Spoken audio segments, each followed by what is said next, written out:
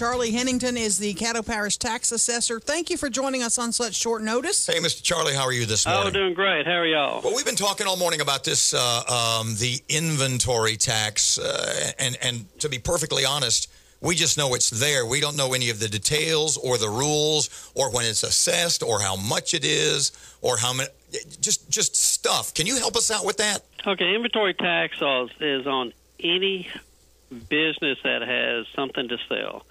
So just say Walmart has inventory in their store. At the end of the year, they tell us how much they had at the beginning of the year. At the end of the year, we'll take an average, multiply that times 15%, then apply the millage rate, and that's how much tax they pay on their inventory.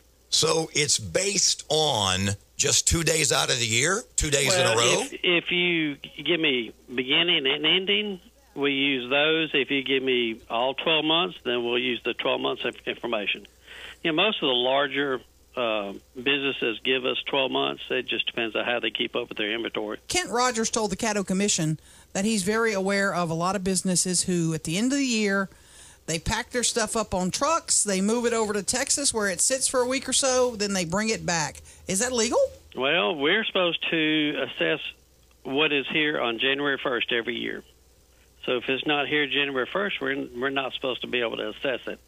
If we know that they're doing that, then we'll go ahead and pursue it. Say you are typically doing work here, then you need to pay the tax here because you're not paying it in Texas. Well, you know, there's an old Chris Rock line. I don't condone it, but I sure understand it.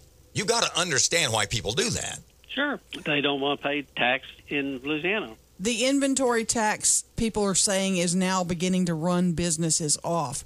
Do you have that same concern as the tax assessor? Well, the inventory tax has been around for a long time, and I believe in early 90s is when the people voted to allow the state to reimburse businesses for paying inventory tax. The local tax entities will get their payment of taxes for that, and they include that in their income tax, and the state reimburses them. How is that figured? You know, because out there on Burt Coons, there's the new Kia place, and you drive by there, and it looks like, good Lord, man, they've got like 1,000 cars there. Right. How much?